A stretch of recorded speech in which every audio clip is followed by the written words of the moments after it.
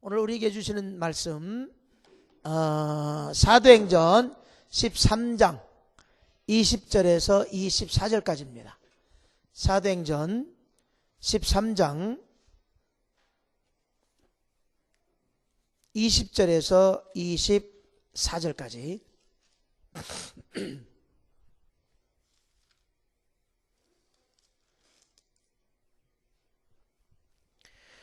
그 후에 선지자 사무엘 때까지 사사를 주셨더니 그 후에 저희가 왕을 구하거늘 하나님이 베냐민 지파 사람 기스의 아들 사울을 40년간 주셨다가 패하시고 다윗을 왕으로 세우시고 증거하여 가르쳐되 내가 이새의 아들 다윗을 만나니 내 마음에 합한 사람이라 내 뜻을 다 이루게 하리라 하시더니 하나님이 약속하신 대로 이 사람의 씨에서 이스라엘을 위하여 구주를 세우셨으니 곧 예수라. 그 오시는 앞에 요한이 먼저 회개의 세례를 이스라엘 모든 백성에게 전파하니라. 요한이 그 달려갈 길을 마칠 때에 말하되 너희가 나를 누구로 생각하느냐? 나는 그리스도가 아니라 내 뒤에 오시는 이가 있으니 나는 그 발에 신풀기도 감당치 못하리라 하였으니. 아멘. 이 말씀까지만 봅니다. 자, 하나님의 방법은 사람입니다. 또 하나님의 대안도 사람입니다. 무슨 얘기냐면 하나님은 하나님의 나라를 펼쳐가고 하나님의 영광을 위하여서 사람을 방법으로 대안으로 쓰신다는 이야기입니다. 하나님의 성경에 나오는 하나님의 사람들은 다 그런 사람들이었어요. 하나님께서 사용하셨던 대표적인 사람 중에 한 사람이 다윗입니다. 여러 사람 중에서 오늘 본문에 나온 다윗의 중심을 두고자 합니다. 그렇다면 다윗의 삶 그리고 그의 신앙이 어떻길래 하나님은 다윗을 사용하셨을까? 사람은 누구든지요 아무튼 어떤 곳에서 중요하게 쓰임받고 싶어하는 마음들이 있습니다. 할 일이 있다라고 하는 것, 또 중요한 존재로 쓰임을 받고 산다라고 하는 것, 그것이 삶의 기쁨이고 행복입니다. 하지만 누구에게 어떻게 쓰임 받느냐에 따라서 인생이 결판나더라는 거예요. 때문에 우리는 당연히 하나님께 쓰임 받는 것이 중요합니다. 하지만 지금까지 우리 교회의 역사나 또 많은 교회들이나 그리스도인들의 모습을 살펴보게 되면 사람들에게 인정받기를 원하지만 하나님께 인정받아서 참 일꾼이 되고 또 그렇게 살아가는 것 또는 그런 일들에 별로 관심을 갖지 않았다는 사실은 확실한 거예요. 그런 이유 때문에 오늘날 세상에 영향력을 끼칠 인물이 없고 대통령도 없고 특별한 사람들도 없는 거예요. 이번에 미국 보십시오. 참 안타까운 일이에요. 그렇잖아요. 한국도 마찬가지고요. 자, 이러한 오늘날 우리들의 현실을 안타깝게 여기듯이 오늘 본문은 유능한 사람인데도 마지막에 용도 폐기되는 버림받게 되는 사울 왕, 그리고 무능한데도 가면 갈수록 화려하게 되는 하나님께 크게 쓰임받는 다윗 두 사람을 소개하고 있습니다. 오늘 22절을 보면 사울을 패하시고 다윗을 왕으로 세우시고 증거하여 가라사대 내가 이새의 아들 다윗을 만나니 내 마음에 합한 사람이라 내 뜻을 다 이루게 하리라요. 하나님 앞에 합한 사람이 될 때에 하나님이 그를 통한 모든 일들을 다 이루게 됐습니다. 인생 전체를 통하여서 어떤 것 하나만 딱 이루고 끝나는 게 아니라 다 이루겠다고 약속합니다. 자, 오늘 이 22절 말씀을 보게 되면 아주 기막힌 말씀 하나가 있습니다. 그게 뭐냐면 만났다. 누가 누구를 만났다. 누가 누구를 만났어요? 에? 누가 누구를 만났다고요? 얼라리? 정신들이 없구만 지금. 정신들이 슉 나갔나 지금? 누가 누구를 만났다고요? 하나님이 다윗을 만났다 이렇게 되어 있습니다. 다윗이 하나님을 만난 게 아니라 하나님이 다윗을 만나셨다라고 정확하게 기록하고 있습니다. 무슨 얘기예요? 드디어 하나님께서 이스라엘 민족 속에서 또 그 시대 속에서 또 그 공동체 속에서 꼭 필요한 사람으로 인정하셨다는 그 뜻이에요. 만났다. 뭐 하나님은 못 만나요? 못 만날 리 어디 있어요? 그런데 그 시대 속에서 이스라엘 민족 속에서 그 족속 속에서 그 공동체에서 하나님이 꼭 마음에 맞는 사람을 찾아냈다는 뜻이에요. 하나님 만났다. 드디어 만났다. 이 본문에 나온 하나님, 그 당시나 지금이나 하나님 당신의 영광을 위해서 당신의 뜻을 위하여서 쓰시고자 하는 일꾼을 찾아서 만나시길 원한다는 거예요. 여러분, 우리가 하나님을 왜 제대로 믿어야 되느냐? 우리가 하나님을 꼭 만나야 되느냐? 하나님 우리를 만나 주셔야 되느냐? 이 일 때문이에요. 하나님이 만나 주셔야만이 뜻을 이뤄낼 수 있어요. 그 사람을 통해서. 만나는 것 같고 뭔가 되는 것 같은데 가다 보면 아니에요. 하나님이 합한 자로는 쓸 수가 없는 거예요. 얘가 가끔 이야기하죠. 예수 믿어서 하늘나라 가는 사람들은 몇십억 돼요. 그런데 정작 시대에 필요한 하나님의 일꾼은 없더라는 거예요. 하나님의 한탄이에요. 하나님 탄식이고. 쓸데없이 제가 젊은 사람들 키워내고 후대를 키우려고 그러겠어요. 이 일 때문에 그러는 거예요. 나하고는 상관없는 일이에요. 자, 하나님께서 만나시면서 내 마음에 합한 자다 했던 다윗은 과연 어떤 사람이었을까? 간단해요.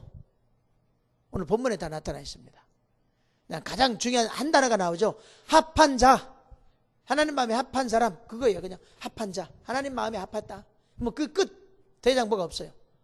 어떻게 했길래 도대체 하나님 마음에 합한 다윗이 되었을까? 그래서 어떻게 그 다윗을 통해서 하나님의 그 뜻을 다 이루게 하셨을까?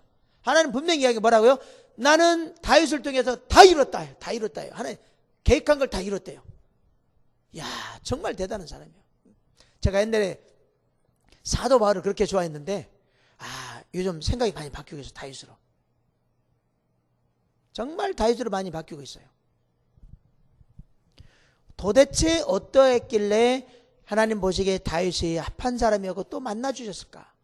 한번 살펴보기를 합니다. 첫째, 다윗은 자기 자신이 약한 자라는 사실을 항상 인식하고 있었어요.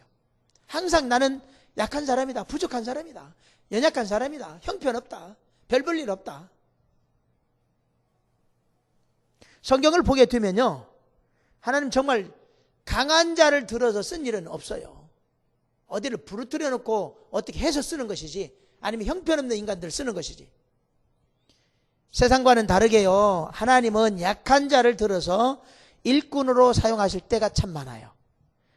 오늘 이 본문의 배경이 되는 것은 사무엘상 16장입니다. 사무엘상 16장인데 하나님의 명령을 받고 이스라엘 새로운 왕을 세우려고 사무엘이 이새의 집에 갑니다. 아들 7 아들을 목욕을 시키고 옷을 잘 입히고 성결하게 해서 사무엘 앞에 세웁니다. 7 아들을 다 지나갈 때마다 사무엘도 몰랐습니다. 이 아들이 왕인가? 이 아들이 왕인가? 이 아들이 왕인가? 이 아들이 왕인가? 선택하려고 할 때마다 하나님 말씀하죠. 뭐라고요? 내가 그를 택하지 않았다. 택하지 않았다. 7을 패스. 자, 그래서 사무엘이 묻습니다. 이새에게 다른 아들이 없냐? 그러자 사무엘상 16장 11절에서 아버지 이새가 이렇게 말합니다. 아직 말째가 남았는데 그가 양을 지킵니다. 별로 관심이 없어요. 말째라고 하는 말은 서열상 마지막 꼴찌라는 뜻도 있지만 다른 의미로 뭐예요? 약한 자라는 히브리의 뜻이 있어요. 아버지는 8번째 다윗이 꼴찌가 있는데 그놈은 별 볼 일 없는 놈이에요. 이런 소리랑 마찬가지였어요. 그런데 놀랍게도요, 아버지와 형들과 식구들의 기대와는 전혀 다르게 하나님께서는 말째 약한 자 다윗을 뽑아냅니다. 왕으로. 하나님의 시각, 사람의 시각 같을 수 없는 것이죠. 하나님의 기준, 사람의 기준과 같을 수 없습니다. 하나님의 뜻, 사람의 뜻과 같을 수가 없습니다. 여기서 우리가 중요한 영적인 원리 하나를 발견하게 되는 거죠. 뭐예요? 하나님께 쓰임받기를 원하는 사람은 먼저 자신이 말제, 약한 자라는 사실을 인정해야 돼요. 실수할 수 있고 넘어질 수 있고 부족하고 형편없고 그 사실을 인정해야 돼요. 이 사실을 인정할 줄 아는 사람만이 다른 사람의 약점을 받아낼 수 있어요. 부족한 거 받아낼 수 있어요. 지도 그러니까 내가 형편없는 사람이라고 인정하는 사람, 다른 사람 형편없는 거, 실수하는 것 이해하고 받아들일 수, 품을 수 있는 거예요. 그래서 다윗은 사울왕의 기질도 압살롬의 기질도 다 버릴 수 있었던 거, 그들을 다 품을 수 있었던 거예요. 다윗왕이 자기를 죽이려고 해도 아들 압살롬의 배반을 해서 왕의 자리를 빼앗아가도 인정해 주는 거예요. 왜요?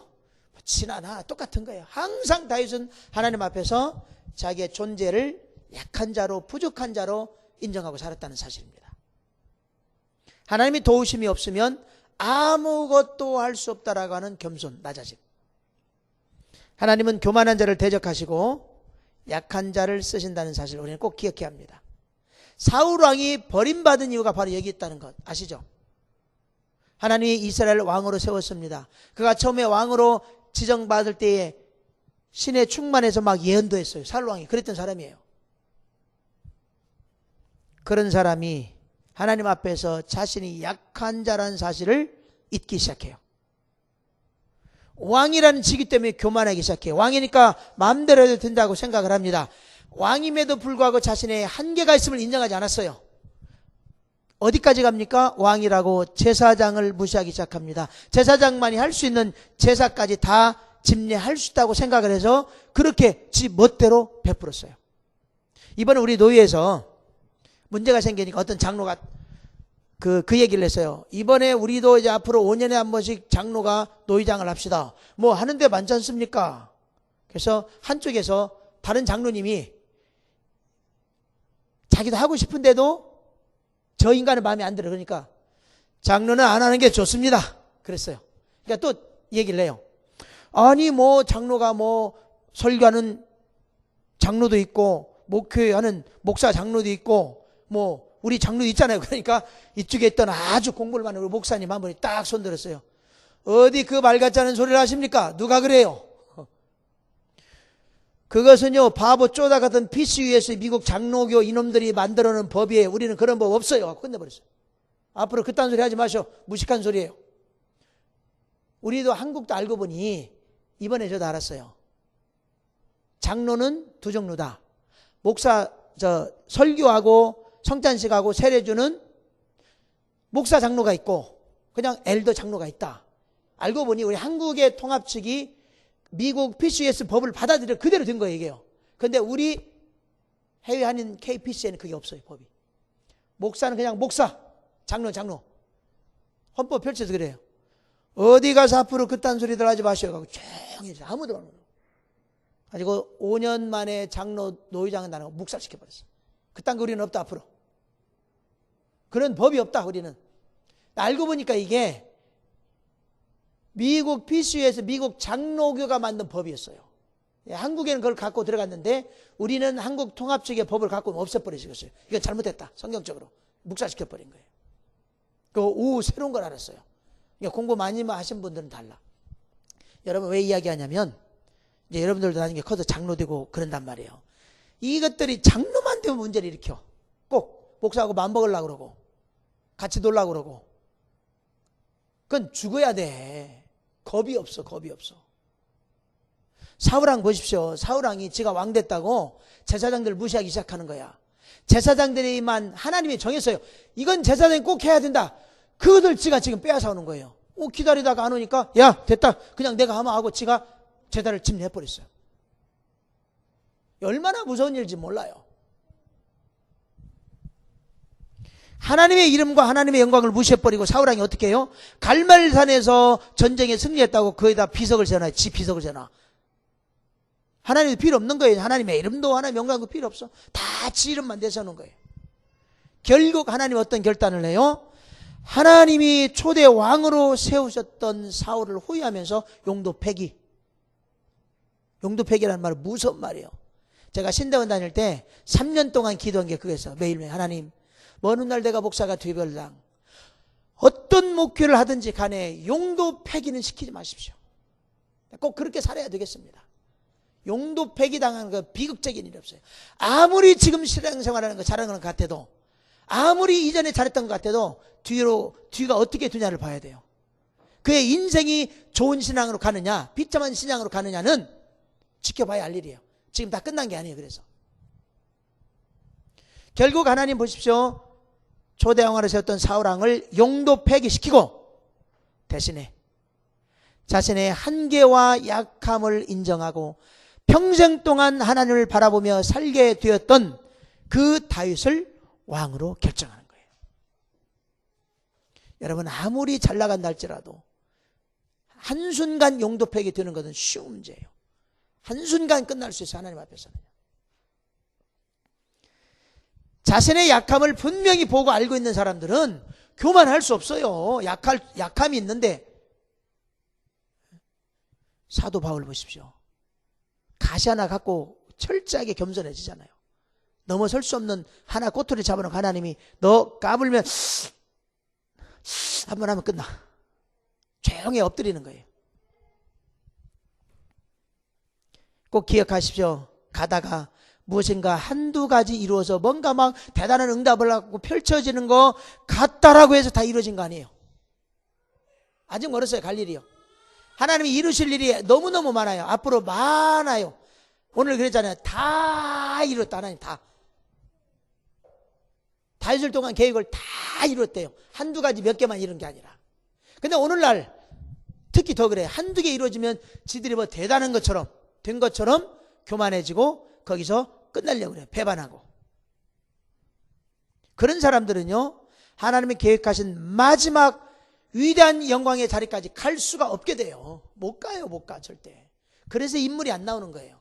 시대적인 일꾼들도 안 나오는 거고 마지막까지 못 가요. 중간에 다 배반하든가 아니면 교만해지든가 그걸로 만족한다든가 이렇게 안 되는 거예요. 꼭 기억하십시오. 하나님은 약한 자를 쓴다. 우리 배웠죠? 신명기 민수기 7장 7절에서 하나님이 이스라엘 백성을 쓰신 이유 숫자가 적었다, 힘이 없다, 약하다, 부족하다, 연약하다, 그러니까 썼다는 것 꼭 기억해야 합니다. 하나님 작은 자에게 은혜를 베푸십니다. 스스로 말째라고 여기는 자들에게 그들을 하나님 은혜를 베풀어서 첫째로 쓰는 거예요. 말째가 아니라 첫째가 되는 거예요. 결국은요. 이 원리를 놓치지 말길 바랍니다. 두 번째, 다윗은 성실한 사람이었어요. 사무엘상 16장 11절을 보게 되면 아직 말째가 남았는데 그가 양을 지킵니다. 양을 지킵니다. 주목할 단어, 양을 지킨다. 한번 생각해 봐요. 여러분 같으면 8명 식구가 있는데 오늘 선지자가 와서 왕을 뽑는다 우리 집안에서. 다 나와라 하는데 어찌 이 아버지도 이상한 인간이야. 이세도. 왜 다윗만 빼돌려? 밖으로 너 가서 안 되겠다. 야 다윗 네가 막내니까 너 가서 너 혼자 양쳐. 어떻게 7명 형들만 대다 놓고 왕을 뽑게 하냐고요. 참 이상한 사람이었어요. 이 아버지도. 그렇죠? 다윗 서운했을까요? 안 서운했을까요? 분명히 알고 있단 말이에요. 선지자 사무엘이 와서 우리 가문에서 왕을 뽑는단다. 우리 식구에서. 그 얘기를 들었을 거란 말이에요. 그러면 아버지 나도 여기 있으면 안 돼요? 할 수 있었을 거예요. 그렇잖아요. 그런데 다윗은 그러지 않았습니다. 남들이 수고하고 이쪽에 중요한 일을 하고 있을 때 자기가 그쪽에 가서 양을 지키고 있었습니다. 자기는 약한 자로 인정을 했고 그러기에 내 있어야 될 자리에 있어야 되겠다. 양을 묵묵히 지키는 성실했던 사람이에요. 다윗은 성실했다는 겁니다. 하나님의 일이라고 하는 것은요, 높은 것도 낮은 것도 귀한 것도 천한 것도 없습니다. 자신이 맡은 그 자리에서 맡겨진 일에 최선을 다할 때 하나님 그걸 보시는 거예요. 저게 진짜인가 가짜인가. 그것이 아무리 좁은 일이든 큰 일이든 상관없어요. 화려한 일이든 감춰진 일이든 상관이 없어요. 하나님은 보시는 건 하나님이에요. 그리고 판단하시는 분도 하나님이시고. 자, 성경의 인물들 보십시오. 그들은 언제나 주어진 일에 성실하게 최선을 다하고 땀을 흘리는 사람들이었어요. 그리고 자기의 일에 책임감을 가진 사람들이었어요. 여러분, 교회 일이든 개인 일이든 직장 일이든 사일 어쨌든 간에 맡은 일은 책임을 질 줄 알아야 돼요. 익스큐즈 하지 마요. 뭐가 어때서 그런 소리 하지 마요. 아니, 하나님 앞에 인정받으려면 책임질 줄 알아야 돼요. 책임져요. 어떤 일이 와도 그건 밀려나면 안 돼요. 목숨 걸고 책임질 줄 알아야 돼요. 목숨 걸고.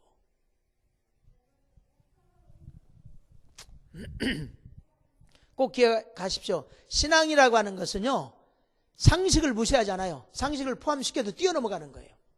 세상도 무슨 얘기예요? 상식을 포함한다는 얘기는 세상 사람도 성실한 사람을 좋아한단 말이에요. 성실한 사람들을 승진시킨단 말이에요. 직장에서. 맨날 도망이나 가봐요. 늦게 나타나고, 일찍 나가고, 농땡이나 까고, 딴짓이나 하고. 나 몰라요. 이렇게나 했었고. 상식을 무시하면서 신앙으로 하나님의 일꾼이 된다? 거짓말이에요. 그건 안 되게 돼 있어요. 아니, 지는 진짜라고 해도 하나님이 세우질 않아요. 성실하지 못하기 때문에. 요셉 보십시오. 옥중에서 성실히 일했습니다. 그러다가 쓰임을 받아요. 사무엘 깊은 밤 어렸을 때 성전에서 있다가 하나님께 부름을 받고, 엘리사 밭을 갈고 있다가 베드로는 바다에서 그물을 던지다가 부름을 받고 하나님의 사람이 되었습니다. 때문에 오늘날도 하나님께서는 자신의 삶에서 또 맡은 자리에서 최선을 다하는 사람들, 성실한 사람들을 찾을 수밖에 없습니다. 무식한 사람이든 무능한 사람이든 죄 많은 사람이든 얼마든지 그분은 쓸 수 있어요. 하지만 기억하십시오. 무식한 사람도 무능한 사람도 죄 많은 사람도 하나님 쓸 수 있어요. 하지만 게으른 사람, 책임감이 없는 사람, 열정이 없는 사람, 성실하지 못한 사람들 하나님 사용하실 수 없습니다. 하나님의 성품하고 맞지 않아요. 게으르고 책임감 없고 열정도 없고 성실하지도 못하고 하나님하고 하나님 쓰는 일꾼, 하나님 마음에 합한 여기에는 거리가 먼 이야기들이에요. 전혀 거리가 멀어요. 오늘날 우리들 잘 말씀으로 돌아보면서 우리의 길을 잡고 방향을 잡고 미래를 볼 줄 알아야 돼요. 말씀에서 어긋나면서 이런 어떤 큰 꿈을 세워놓고 비전을 세운다는 것은 소모전이에요. 소모전. 빨리 포기해야 돼요. 그런 거 버려야 돼요. 자기부터 점검하고 거기에 맞춰갈 줄 알아야 돼요.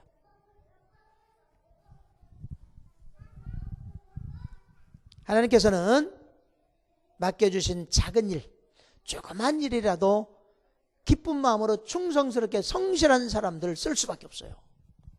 이게 하나님의 원칙이에요. 이 벗어나면 안 돼요.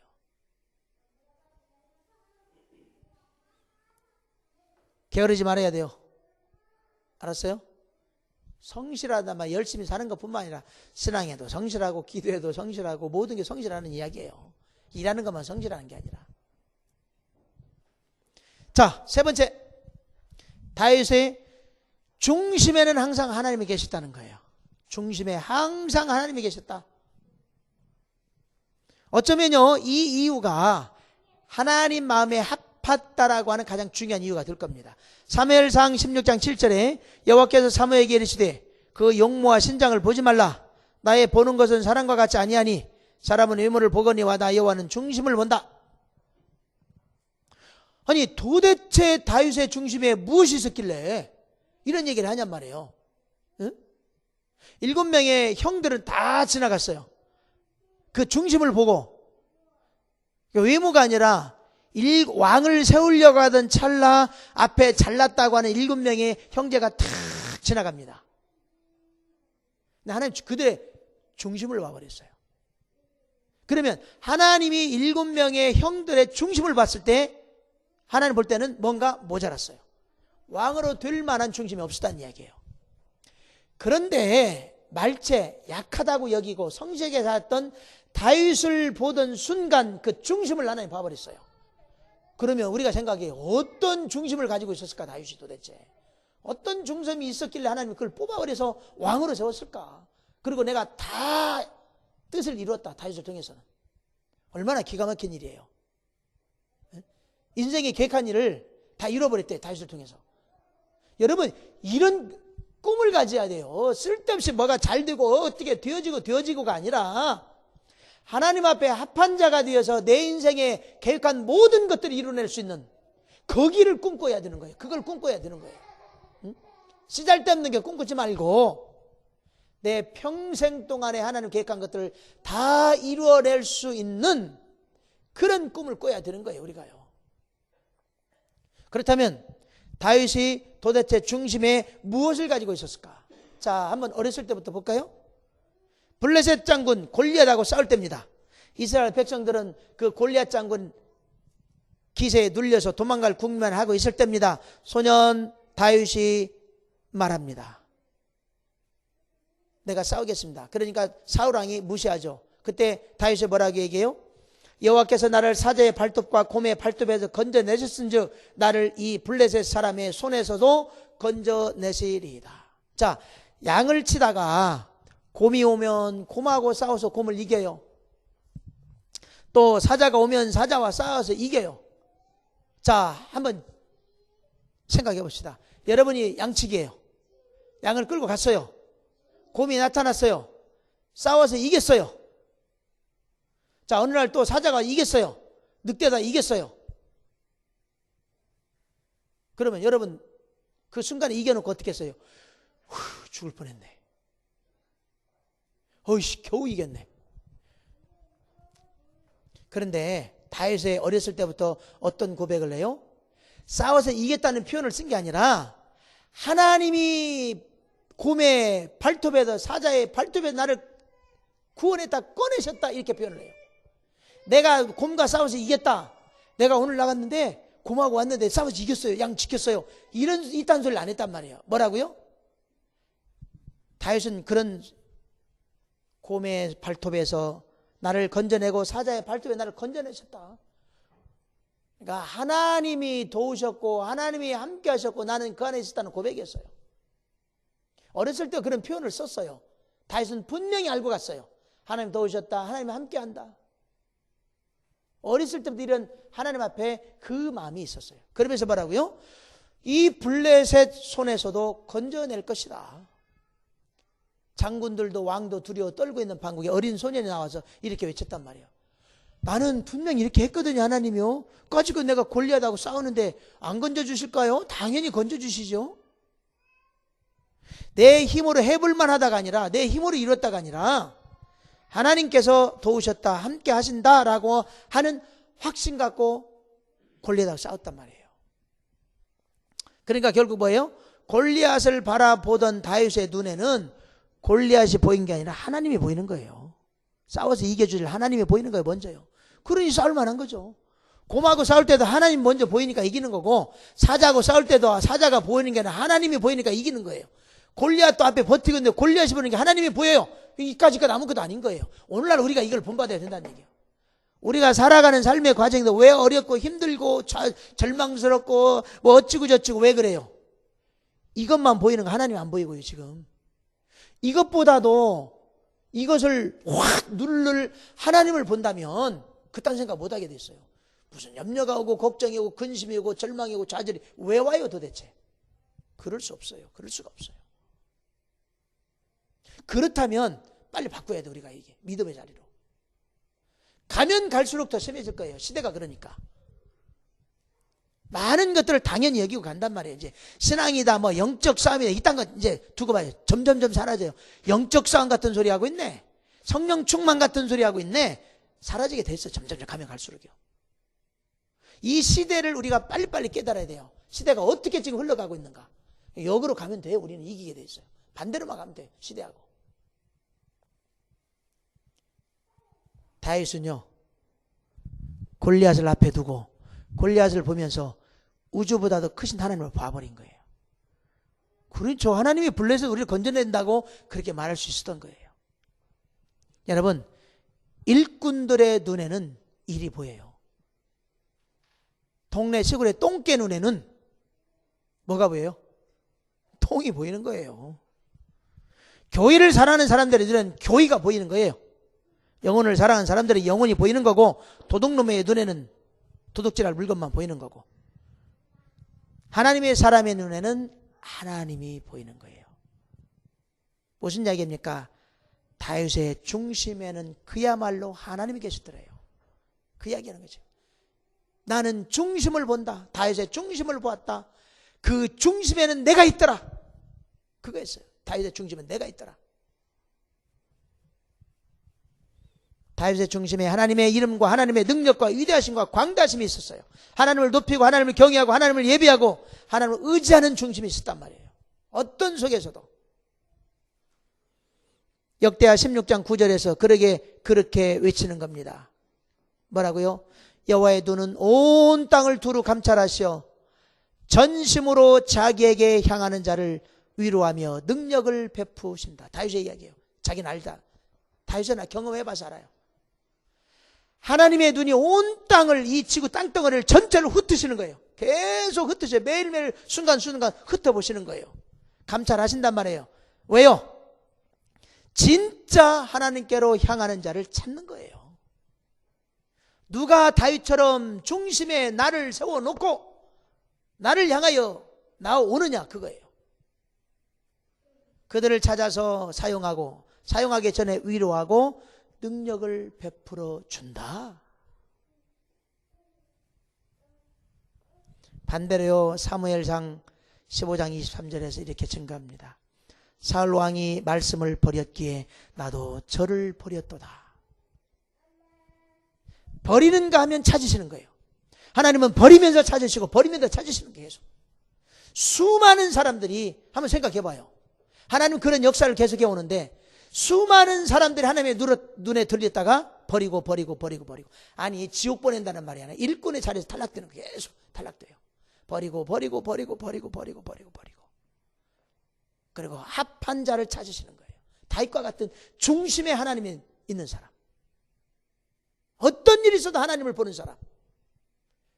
죽어가는 절망적인 상황에서도 하나님을 볼 수 있는 사람. 바로 그런 사람을, 그 중심을 하나님 보시고 그들을 합한 자라고 인정해 주, 그들을 일꾼으로 쓸 수밖에 없다는 사실이에요.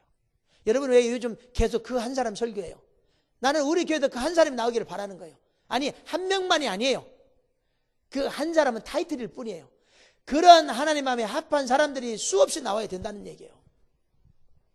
그리고 지금부터 충분히 준비되어져서 적어도 10년, 20년은 준비해야 돼요. 그래야 진짜 인물 돼요. 일꾼 되고, 세상 속에서.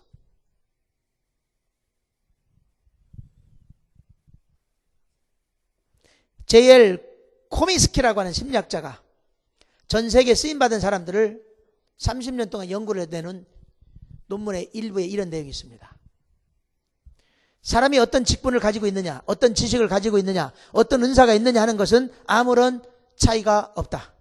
단지 그가 하나님과 얼마만큼 친밀하고 영광스러운 교제를 하고 있는가, 그가 얼마만큼 중심에 하나님을 모시고 있는가, 그가 주변의 사람들과 얼마나 아름다운 관계를 유지하며 살아가고 있는가, 하나님께서 맡겨주신 사명과 소명을 위해 얼마나 성실하게 헌신하며 살아가는가, 그것이 쓰임받는 기준이 된다라고 하는 결론을 내려놨어요. 다 필요 없다는 겁니다. 얼마만큼 중심에 하나님을 모시고 영광스러운 친밀한 교제를 살아가고 있는가, 얼마나 아름다운 관계를 유지해 가고 있는가, 하나님 맡겨준 사명과 소명을 얼마나 성실하게 헌신하고 책임지고 있는가, 그것이 쓰임받는 기준이었다라고 수많은, 얼마나 연구를 많이 했겠어요. 예수 그리스도의 가치관, 하나님 중심이라는 타이틀을 마음 중심에 고정시키고 가면서 하나님 앞에 합한 자라고 인정받는 우리가 되기를 꿈꿔야 되는 거예요. 여러분, 세상에 그거 이것저것 쪼잔하게 살지 마요. 쪼잔하게 이것 조그만 거 이것저것 살아가면서 항상 하는 얘기잖아요. 너 굶으라면 굶어버리고 내려가면 내려가고 올라가라면 올라가고 오른쪽 가라면 오른쪽 왼쪽 가라면 왼쪽. 그렇게 할 수 있어야 된다는 얘기예요. 그들을 하나님이 세워요. 그들이 쓰임을 받을 수 있는 거, 일꾼이 될 수 있는 거예요. 마지막 네 번째, 다윗은 성령에 감동된 사람이었어요. 사무엘상 16장 13절을 보면 선지자 사무엘이 머리에 다윗 머리에 기름을 붓습니다. 뿔에 가득한 기름을 쫙 붓고 난 뒤 이렇게 되어 있습니다. 이 날부터 다윗이 여호와의 신에게 크게 감동되니라. 기름을 부어버렸더니 그때부터 성령에 감동되기 시작했어요. 성령의 기름 부음으로. 성령이 다윗과 함께 했다는 거예요. 하나님이 영이십니다. 그렇죠? 그렇기 때문에 하나님은 육적인 사람을 쓸 수가 없어요. 영적인 사람을 쓸 수밖에 없어요. 우리의 마음이 육으로 향하느냐 영으로 향하느냐. 육의 생각은 사망이요 하나님과 원수가 된다. 하나님을 기쁘시게 할 수 없다.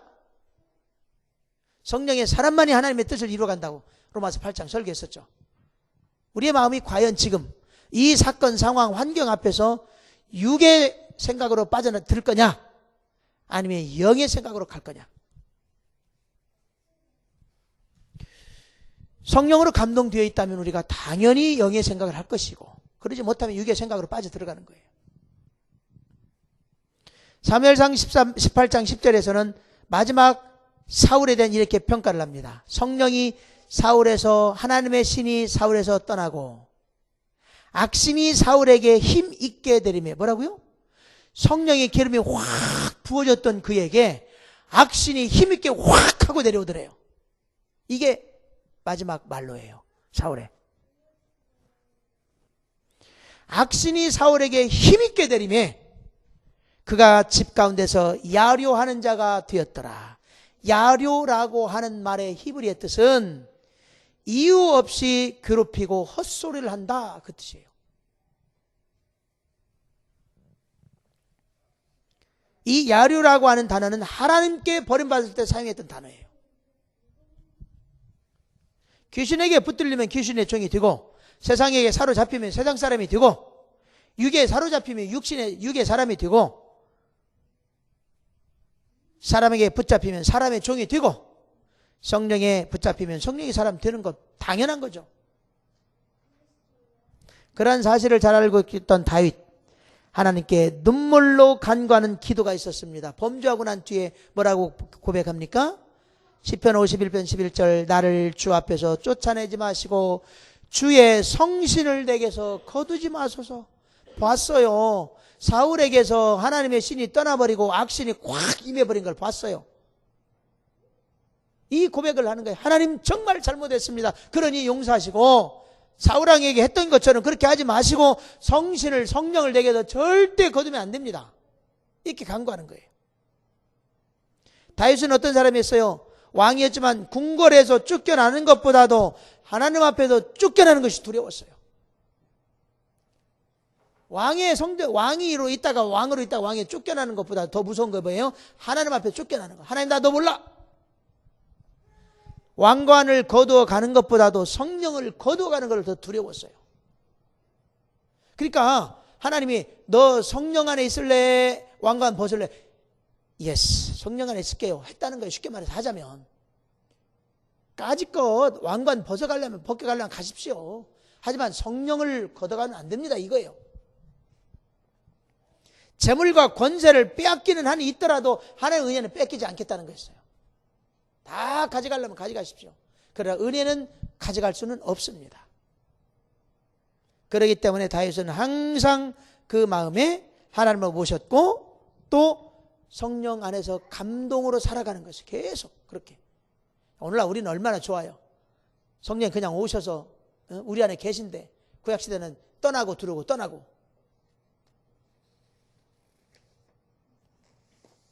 오늘날 우리 기독교인들에게 아까도 말씀드렸지만 큰 약점이 지금 점점 커가고 있는 게 있습니다. 뭐예요?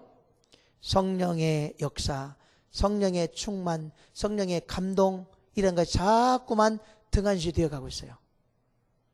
너무너무 화려해지고 모든 것들이 풍족하다 보니, 쉽다 보니, 편하다 보니 이제는 어떻게 해요? 성령의 역사, 성령 충만 이런 것, 영적 싸움 이런 거 자꾸 밀려나가고 있어요. 그거 없어도 된다. 왜요? 옛날 같으면 막 기도하고 그러면서 성령이 이게 막 되어졌는데 요즘은 어제랑 다 있잖아요. 그냥 그런 거 뭐 꼭 성령이 역사해야 되냐? 성령이 인도해야 되느냐? 그거 없어도 되잖아. 이렇게 가요 지금 시대가. 자꾸만 성령에 대해서 밀려나요. 성령 밀려나고 성령 충만은 뭐 옛날 이야기고. 내가 왜 우리 심야 기도할 때 뜨겁게 하려고 하는 줄 알아요? 반대로 가고 싶은 거예요 이제는요. 아, 안 되겠구나. 우리는 그러면 안 되겠다. 주야 부르짖고 다시 해야 되겠다. 그런 것은요 우리 1세대 어머니 세대들이 옳았어요. 맞았어요. 하나님 앞에 그 열정이 뜨거웠던 거예요. 꼭 기억해야 합니다. 이 땅에 벌어지는 모든 하나님의 일들은 성령을 통해 이루어진다는 것. 예수님이 이 땅에 살아가 동안 이루었던 모든 일들이 성령을 통해 이루어졌어요. 똑같아요. 성령을 통해서 이루어지는 모든 하나님의 역사들, 일들. 하나님의 영이신 성령의 역사, 다양하고 넓고 크고 신비합니다. 그렇기 때문에 우리는 성령 안에 민감하고 성령 충만을 사모하고 기도하고 간구하면서 나가야 돼요. 다윗처럼 성령 충만을 입고 감동받고 그 안에서 살아가는 그런 사람이 될 것을 꿈꿔야 돼요. 이제는 뭐 우리들 것만 이루면 된다라고 가고 있으니 뭐 마칩시다. 다윗은 이렇게 해서 15년 뒤에 결국 통폐합시키는, 남북을 통일하는, 이쪽 저쪽을 통일하는 왕이 됩니다. 남북이 아니라 이쪽 저쪽을 통일하는.